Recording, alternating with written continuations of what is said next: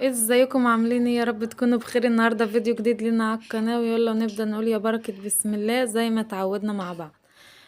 قبل ما نبدا الفيديو يلا اشتركي معايا لو لسه ما اشتركتيش، وفعلي زرار الجرس ودوسي لايك. اهم حاجه دوسي لايك يا حبايبي.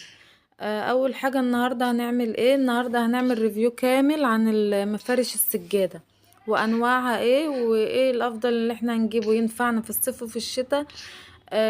او لو عايزه اجيب للشتاء بس او للصيف بس. النهارده هنشوف برضو العيوب المفارش ايه ومميزاتها ايه. النهارده اول مفرش معانا اللي هو المفرش اللي انتوا شايفينه اول واحد ده مفرش سجاده تركي. اهو هنفرده مع بعض دلوقتي. طبعا لما تيجي تشتري المفارش السجادة دي طبعا بتجيب الالوان بتاعتها تكون منسقة مع الفرش بتاعك ومع الدهان بتاعك. يعني ما تجيبش مثلا مفرش يكون لونه مش ماشي مع الستاير او مع العفش بتاعك، لا. حاولي على قد ما تقدري تجيبي ان هو ايه يكون متناسق مع العفش والالوان والستاير كله ماشي مع بعض. اهو زي ما انتوا شايفين اهو المفرش فردتهولكوا بسم الله ما شاء الله عليه. اول حاجه لما باجي اشتري المفرش السجاده التركي بيكون فيه حبيبات زي ما انتم شايفين كده. هم عاملين الحبيبات دي عشان السيراميك اهو شايفين الكلمه دي كلمه منك. لما تيجي تدوري برضو على المفرش النوع دوري على الكلمه دي عشان ده كده بيكون اصلي، اكتر واحد اصلي. والحبيبات دي معمولة عشان السيراميك يعني تثبت عليه. بس طبعا هي ما بتثبتش قوي يعني على السيراميك، لو في حركة في بتاع برضو ما بتثبتش على السيراميك. اهو زي ما انتوا شايفين كده هو بسم الله ما شاء الله عليه. بيكون برضو سهل في الغسيل. ان انتي لو عندك طبق او عندك بانيو تنقعيه فيه وتحطي الاريال والكلور بتاعك، كلوركس الوان. ما تيجي تشطفيه، بعد ما تغسليه ما تيجي تشطفيه تروحي حاطه عليه المعطر بتاعك بتفضل الريحه ثابته فيه وبتبقى جميله بسم الله ما شاء الله عليه. ولما بتغسليه بسم الله ما شاء الله بيرجع جديد تاني زي الاول واحسن. مميزاته هو جميل في الغسيل. طريقة بقى كنيسه عادي بتكنس عادي بالمكنسة زي ما تحبي، وبرضو يتكنس عادي بالمقشة زي ما تحبي. هو ما شاء الله عليه بيكون طريقة تنظيفه سهلة وكويسة يعني، وغسيله زي ما قلتلكوا برضو بيكون سهل وكويس برضو ايه ومفهوش اي عيوب. في نوع تاني. خلي بالك من الدرجات بتاعته، في درجة اولى ودرجة تانية ودرجة تالتة. خلي بالك عشان بيكون فيها عيوب ودفهات.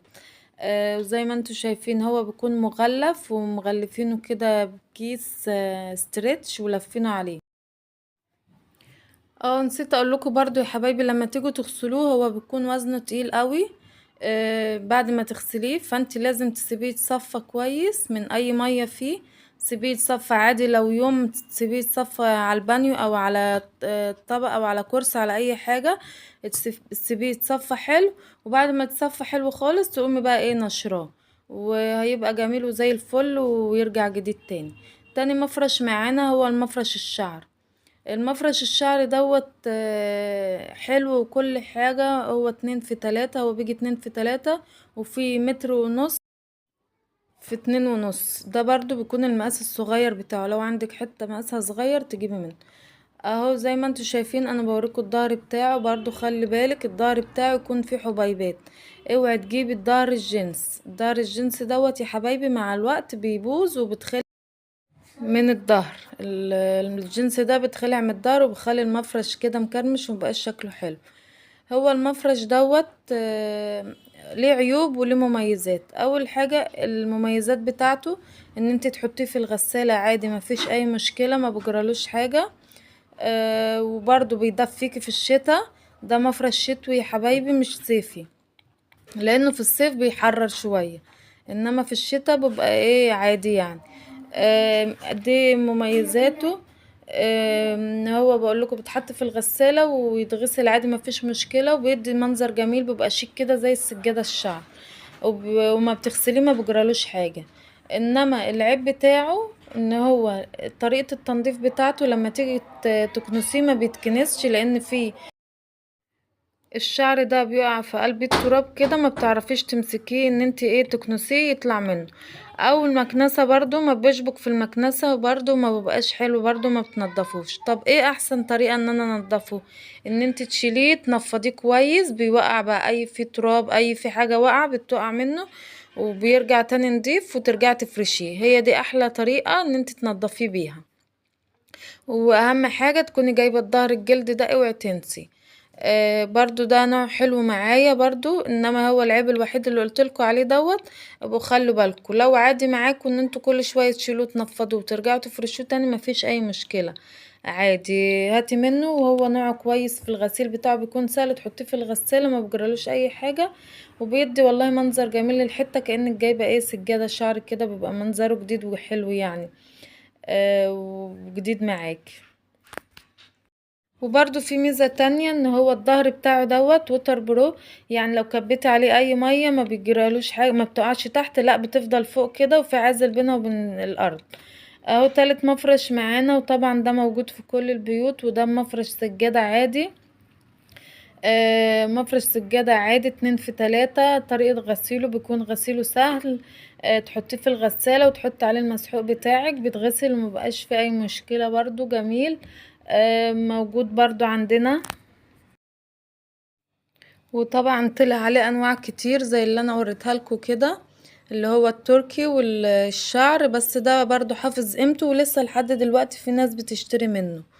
المفرش دوت يا حبايبي برضو تخلي بالك هو انضف نوع فيه السعودي. وبعديه التركي. لما تيجي تشتري دوري على تكون الكلمة مكتوب مطبوعة ورا ان هي صناعة سعودية او صناعة تركية، انما المصري بيكون سيء قوي لان فيه الظهر بتاعه بقى فيه حاجات حمرا كده. اهو بوريكم بينزل ساعات، بينزل المصري بينزل حاجات حمرا على السجادة، يبقى بدل ما يحفظها لا بيضر السجادة وبيوسخها. بيخليها فيها حاجات حمرا. زي ما انتوا شايفين كده انا بوريكم الكلمة هم المملكة العربية السعودية. ده كده مفرش سعودي، انما التركي بتكون الكلمة مطبوعة هنا كده. اهو زي ما انتوا شايفين بوريكم المكان ان هو صناعة تركية، فانت تخلي بالك وانت بتشتري يعني. طبعا بيكون غسيله سهل زي ما قلتلكوا، وما شاء الله عليه بيرجع جديد لما بتغسليه بيرجع جديد. رابع مفرش معانا وهو المفرش القطيفة. القطيفة دوت طبعا مفرش شتوي عشان في الصيف بيحرر. زي ما انتوا شايفين بتغسليه الصراحة بيرجع نضيف وجميل مفيهوش اي مشكلة، بتحطي مسحوق وتحطي عليه اريالك مفيش اي مشكلة. بتغسليه في الغسالة ما بجرالوش حاجة. بس لما تيجي تشتريه ما تعمليش نفس الغلطة بتاعتي، ان هو الظهر بتاعه اللي عرفته اللي الظهر الجلد زي ما قلتلكوا اللي فيه حبيبات ده انضف حاجة. ما تجيبيش الجنس دوت سيء جدا، ومع الوقت بيفك ويخلي المفرش كده مكرمش وما بيبقاش حلو. زي ما انتوا شايفين انا بوريكم، انا شلت الظهر الجنس اللي ورا بتاعه، هي حتة قماشة بتبقى سودا كده، فانا خلعتها عشان المفرش يفضل مفرود ونضيف معايا ومش مكرمش كده ويبقى شكله وحش. اهو بوريكم اللي انا خلعتها خلاص وبفرشه على كده برضو ما بجرالوش حاجة. وهو زي ما انتوا شايفين طريقة غسيله بتكون في الغسالة، وطريقة التنظيف بتاعه الكنيس تكنسيه عادي بالمقشة او بالمكنسة ما بجرالوش اي حاجة. سهل تنظيفه سهل وغسيله سهل ما فيش اي مشكلة فيه. انصحكم تجيبوه، وهو مفرش اعتبريه ان هو مفرش شتوي مش صيفي، المفرش اللي ينفعك طول السنة اللي هو التركي اول واحد والاحمر المصلية العادي. وبكده نكون خلصنا الريفيو بتاعنا، ونتقابل في فيديو جديد، ومع السلامة وفي رعاية الله. يا رب تكونوا استفدتوا من الفيديو.